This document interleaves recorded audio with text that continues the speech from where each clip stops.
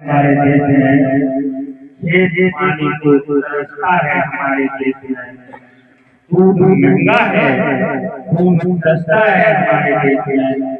अफसरों और वजीरों और पागलों को छोड़कर अब खुलकर कौन हंसता है हमारे देश में। हमारे जो वकील साहब हैं, वकील साहब घर घर गए, लोगों को बताया कि बुंदेलखंड राज्य आंदोलन की मीटिंग होनी है, बड़ी माता के पास आना है, और लोग आए। अब हम चाहते हैं कि वकील साहब आए और आंदोलन के लिए तो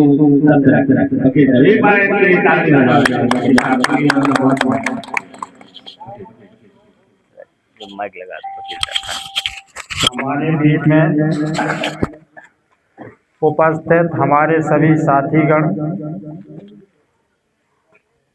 आज बड़ी विडंबना है कि हम इतने पिछड़े हुए गरीब हैं। कारण यह है कि हमारी सोच वहाँ तक पहुँच ही नहीं पा रही है, जिस कारण से हम गरीब हैं।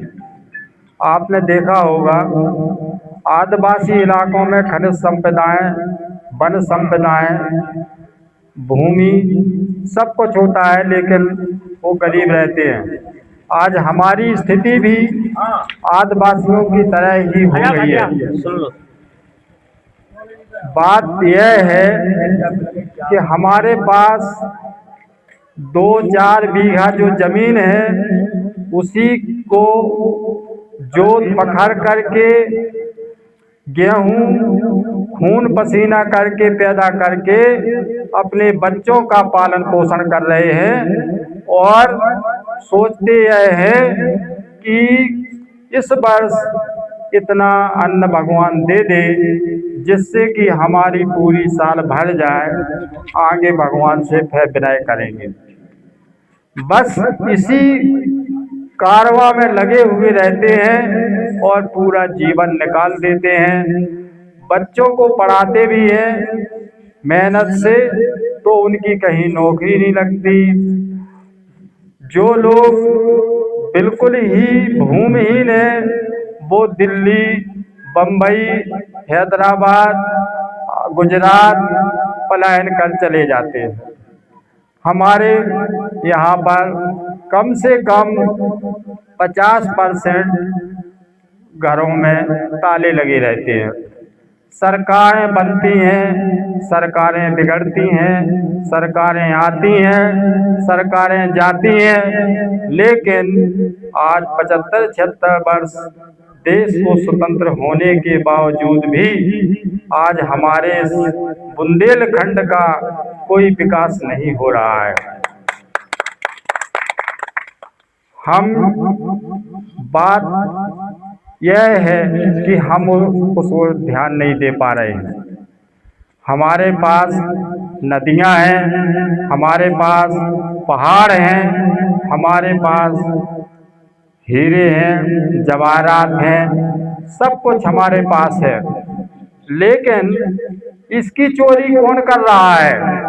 जो यहाँ वोट मांगने आते हैं, मंत्री मिनिस्टर बन जाते हैं और चोरी करते रहते और हमारी आंखों में धूल झोंकते रहते हैं।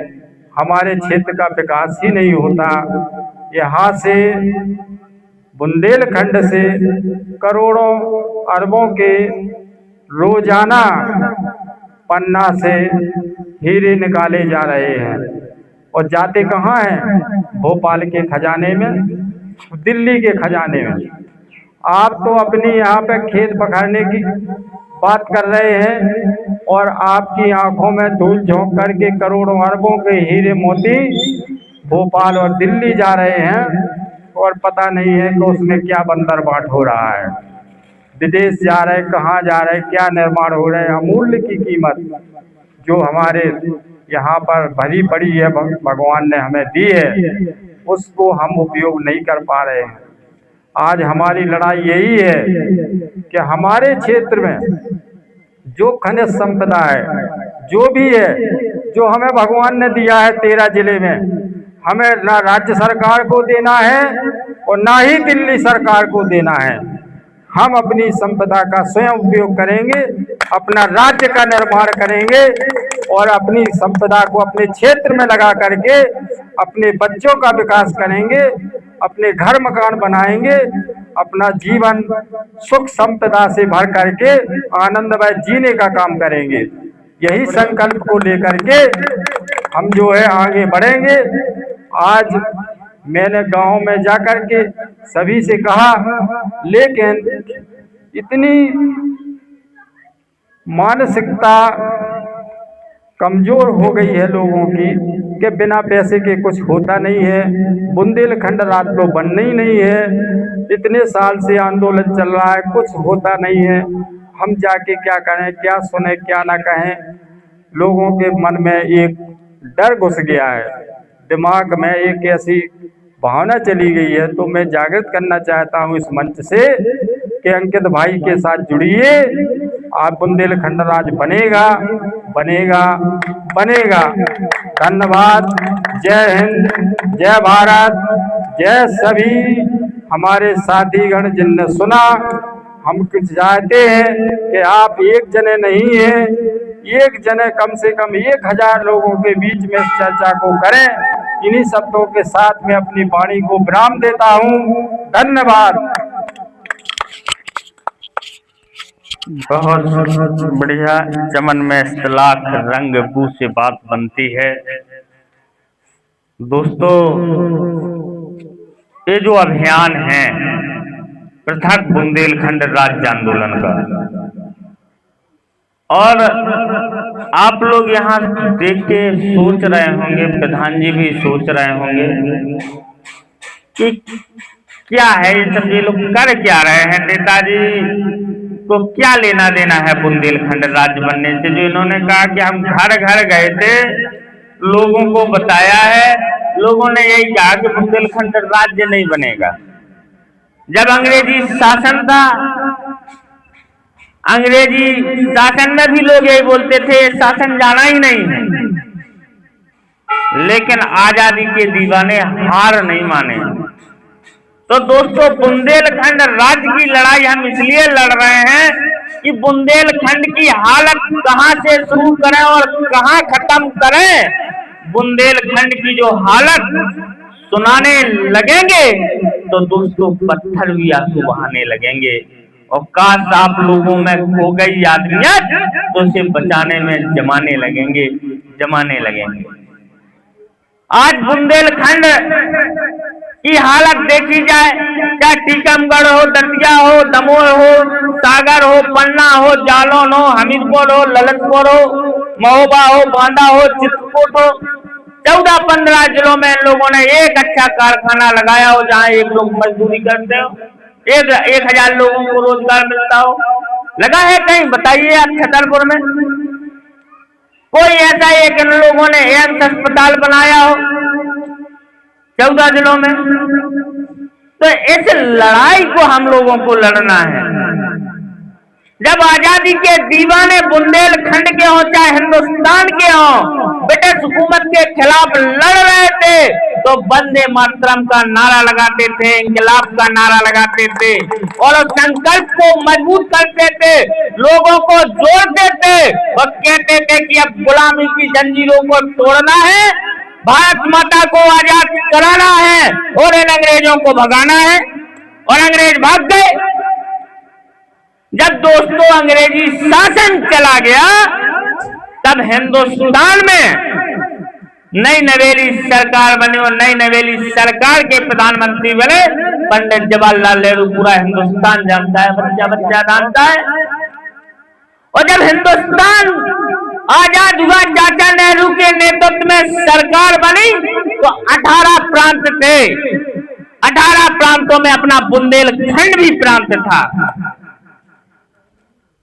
और आप लोग एक बात जान के हैरान हो जाएंगे कि बुंदेलखंड के पास उस समय इतना खजाना था, इतना धनवान था कि पूरे देश को सालों साल बिठा के खिला सकता था। इतना संपन्न था अपना बुंदेलखंड। लेकिन उस समय की सरकार के प्रधानमंत्री पंडित जवाहरलाल नेहरू ने बुंदेलखंड की नस्ल को कंगाल करने के लिए, बुंदेलखंड के लोगों का शोषण करने के लिए, बुंदेलखंड के लोगों का दोहन करने के लिए 2 भागों में बुंदेलखंड को बांटा। एक भाग उत्तर प्रदेश में बांट दिया, एक भाग मध्य प्रदेश में बांट दिया। और जब ये बांट रहे थे उस समय बाबा साहब अम्बेडकर कैबिनेट मंत्री थे, कानून मंत्री थे। उन्होंने कहा, चाचा नेहरू, बुंदेलखंड को अगर आप 2 भागों में बांट दोगे तो स्वाभाविक तौर पर बुंदेलखंड का पलायन होगा, वहां की नस्लें पलायन करेंगी, शोषण होगा, उत्पीड़न होगा। आज वही हो रहा है। तो हम लोग इसलिए लड़ रहे हैं कि बुंदेलखंड में ईश्वर ने सब कुछ दिया है, पर्वत दिए है, मिट्टी दी है, गिट्टी दी है, सोना दिया है, ग्रेनाइट दिया है, जल दिया है, जमीन दी, जंगल, सब कुछ ईश्वर ने हम लोगों को दिया है। लेकिन भोपाल वाले आ रहे हैं, मध्य प्रदेश के बुंदेलखंड को लूट के ले जा रहे हैं। लखनऊ और पूर्वांचल अवध के लोग आ रहे हैं, उत्तर प्रदेश के बुंदेलखंड को लूट के ले जा रहे हैं। अभी आप लोगों के जो जवान बेटे हैं, शादी विवाह होते हैं, सब पलायन करने के लिए मजबूर हो जाते हैं। गुजरात, सूरत, अहमदाबाद जा रहे हैं कमाने के लिए, दिल्ली जा रहे हैं। क्या यही कारखाने बुंदेलखंड में नहीं लग सकते? अपने पास जमीन की कमी है तो क्या इन्हें यहाँ रोजगार नहीं मिल सकता? इस लड़ाई को मजबूत करने के लिए हम गांव-गांव जाते हैं, आप लोगों को जगाते हैं।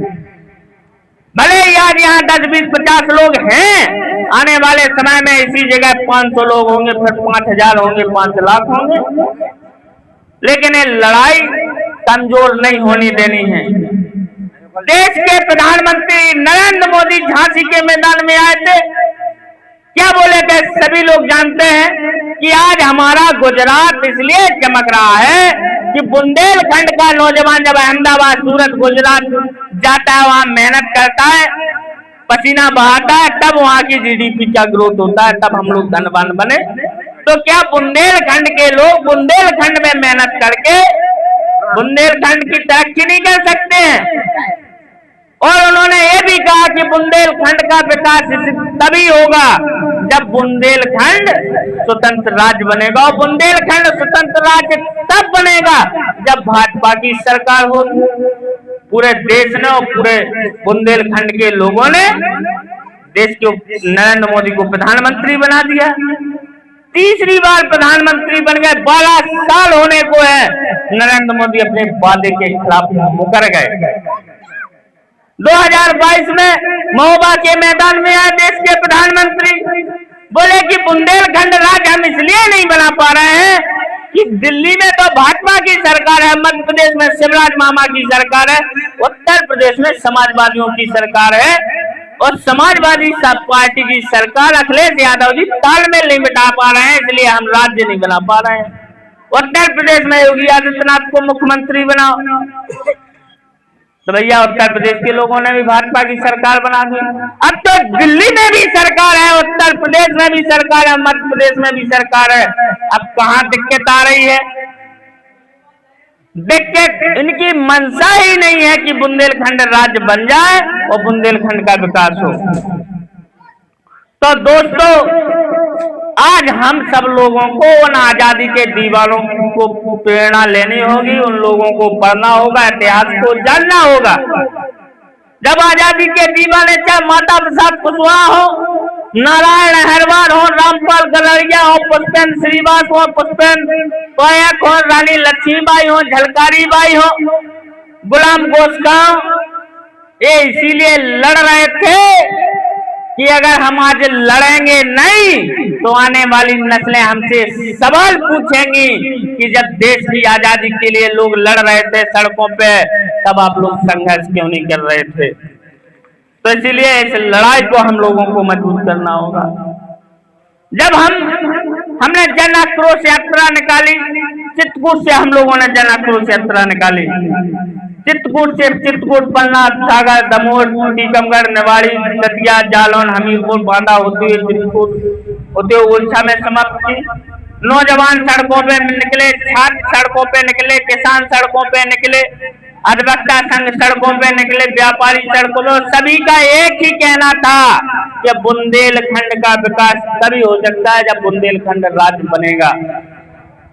आप लोग इस बात को जान के हैरान हो जाएंगे कि बुंदेलखंड के लोग एक साल में 2.5 लाख करोड़ रुपया टैक्स देते हैं।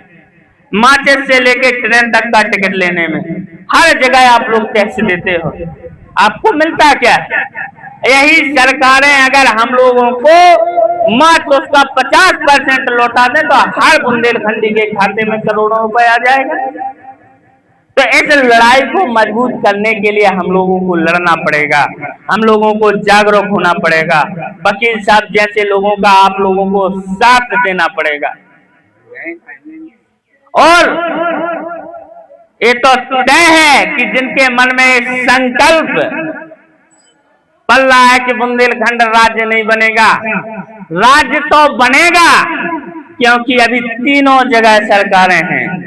लोग सड़कों पर निकलेंगे, बार बार हम लोगों के बीच में जाएंगे, लोगों को बताएंगे, अपने आप लोग जग जाएंगे, और जाने से ही लोग जगते हैं। तो ये लड़ाई कोई साधारण लड़ाई नहीं है, ये लड़ाई वो लड़ाई है कि अगर बुंदेलखंड अगर राज्य बन गया तो दोस्तों बुंदेलखंड में अच्छे कारखाने होंगे, अच्छे अस्पताल होंगे, अच्छे स्कूल होंगे, एम्स होगा, बुंदेलखंड में कारोबार होगा, बुंदेलखंड में सचिवालय होगा, बुंदेलखंड में आपकी अपनी विधानसभा होगी, बुंदेलखंड में आपका अपना मुख्यमंत्री होगा, बुंदेलखंड में आपके आयोग होंगे।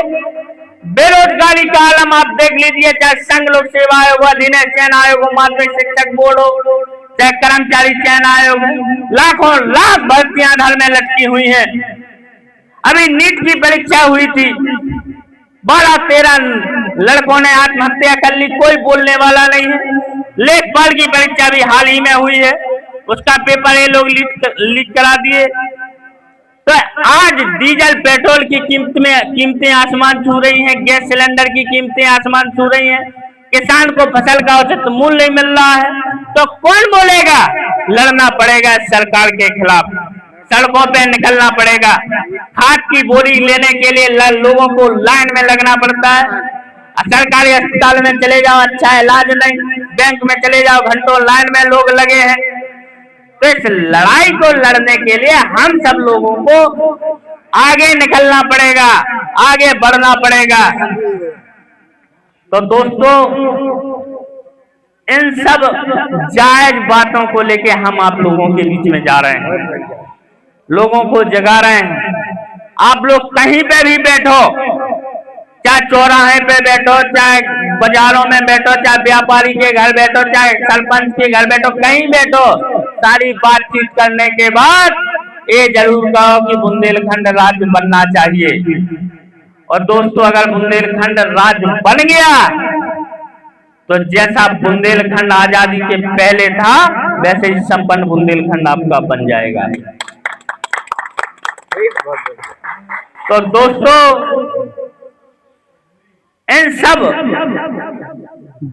वाजिब लड़ाई को हम लोग लड़ रहे हैं, हम लोग मजबूती से लड़ रहे हैं। आज नरेंद्र मोदी खुलेआम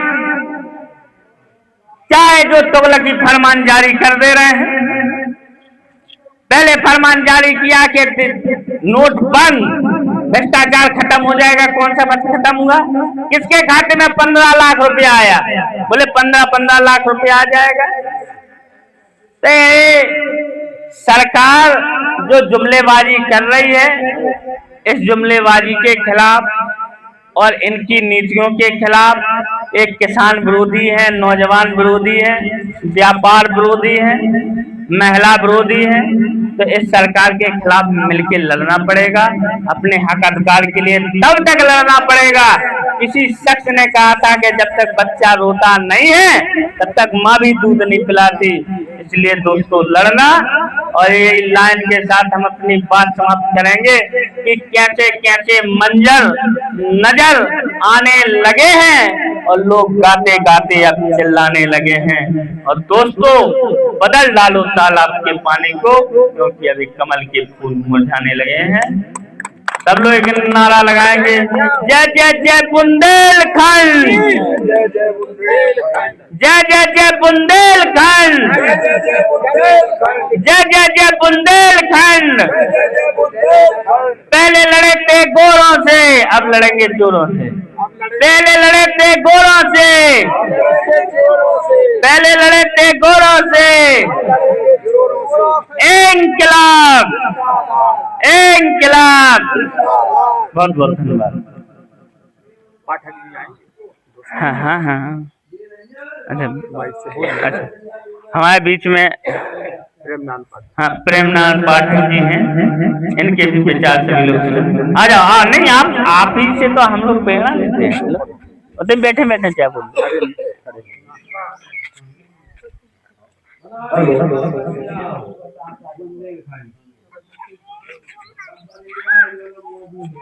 जो भैया ने बात रखी है उस बात के लिए हम समस्त ग्रामवासी सहमत हैं। जो आपने कहा है बुंदेलखंड होना चाहिए, बुंदेलखंड हो जाएगा तो ये गरीबी दूर हो जाएगी, सबको लाभ मिल जाएगा, कोई भी व्यक्ति दुखी नहीं रहेगा। लेकिन इसमें ये बहुत बड़ी लड़ाई है, इसमें संघर्ष करना पड़ेगा, हर व्यक्ति को जागृत होना पड़ेगा, तभी ये सफलता मिलेगी। इसमें बहुत संघर्ष की जरूरत है। आप लोग प्रयास करें, हम आपके साथ हैं, यही हम अपनी वाणी को दान देंगे। धन्यवाद, बहुत बहुत धन्यवाद। दोस्तों आप लोग जहां भी बैठे, जहां पे भी चर्चा करें, तो एक बात बताएं, लड़ाई कोई शुरू करता है, अंजाम कोई देता है, फल कोई खाता है ना। तो शुरुआत की थी शंकरलाल मल्होत्रा जी ने। लड़ाई लड़ते लड़ते अब हम सब लोग लड़ रहे हैं, और अपना देश एक दिन में आजाद नहीं हुआ था, इस बात को याद कर लो। 1857 में चिंगारी मेरठ की धरती पे चिंग सुलगी थी, और 200 साल लग गए थे लड़ते लड़ते। अगर बुंदेलखंड राज्य बनाना है तो 10-12 साल अभी लगे हैं, तो 10 और लड़ाई कहो जल्दी बन जाए तो लड़ना पड़ेगा, ठीक है ना। और कभी अपने दिल में झांक के पूछना, देश को 79 साल हो गए आजाद हुए, आप लोगों की 40, 50, 55 उम्र है। एक सामान्य परिवार में बेटा बेटी की शादी करनी पड़ती है तो बैंक के दरवाजे देखने पड़ते हैं, रिश्तेदारों के दरवाजे देखने पड़ते हैं, दोस्तों से कर्जा लेके शादी करनी पड़ती है। तो क्या हम लोग कर्जा में के लिए पैदा हुए? ऊपर वाले ने सब कुछ तो दिया है, तो लड़ेंगे, जीतेंगे। इंकलाब।